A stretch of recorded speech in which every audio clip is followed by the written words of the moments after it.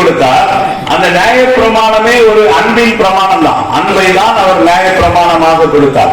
நியாய பிரமாணம் தேவனுடைய அன்பை பிரமாணமாக கொடுக்கிறார். இப்ப அது எப்படி என்று சொன்னால், சிறு வயதுல சின்ன பிள்ளைகள் ஒரு மெழுகுத்திரி கொளுத்தி வச்சிருந்தா அது பக்கத்துல போனா நம்ம என்ன சொல்லுவோம், அடிச்சிடுவோம் அப்படின்னு சொல்லுவோம். பிள்ளைகள் ரோட்டுக்கு போகுது அப்படின்னா காட்டி ஒரு பரம் எடுத்து ஒரு அடியும் கூட ரோட்ல போக கூடாது அப்படின்னு அடிப்போம். கத்தியை கையில் எடுக்க போச்சுன்னா கத்தியை தொட்டா அடிச்சிடுவோம்னு சொல்லுவோம். இப்ப எல்லாமே நம்ம சொல்லி அதுக்கு பிரமாணமாக தான் சொல்லுவோம். இதை செய்தா அடிச்சு போடுவேன் அப்படின்னு சொல்லுவோம். சில கொண்டு போடுவேன் கூட சொல்லுவோம். ஏன் அப்படின்னா பிள்ளை ரோட்ல போயிடுச்சுன்னா ஏதாவது வண்டியில் அடிபட்டு அது செத்து போயிடும்.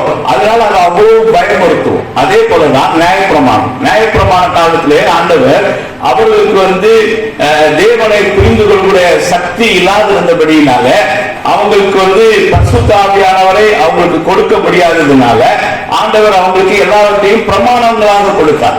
அன்புதான் பிரமாணம் என்பதை நாம் புரிந்து கொள்ள வேண்டும். நியாய பிரமாணம் என்று சொல்வது தேவனுடைய அன்பு.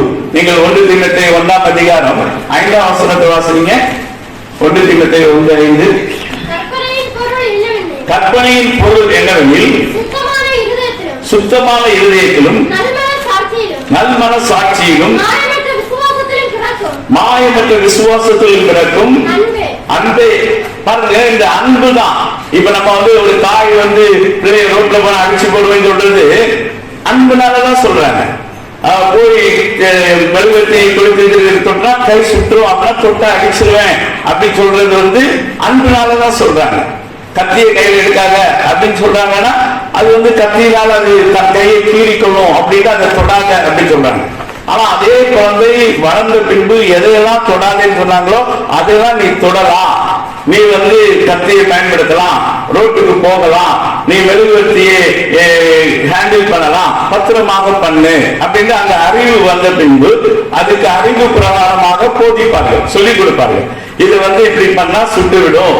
அப்ப அந்த பிள்ளைக்கு புரியும். ஆனா சின்ன வயதுல அதுக்கு போதிக்க முடியாது. ஏன்னா அது குழந்தையாக இருக்கிறது. அப்ப குழந்தையாக இருக்கும் போது அதுக்கு கட்டளையாக கொடுக்கப்படுகிறது. அதே போலதான் இயேசு கிறிஸ்துடைய ஆவியை மனிதன் பெறாத வரைக்கும், பரிசுத்த ஆவியானவர் அவனுக்கு ஊற்றப்படாத வரைக்கும் அவர்கள் ஒரு குழந்தைகளை போல இருந்தார்கள்.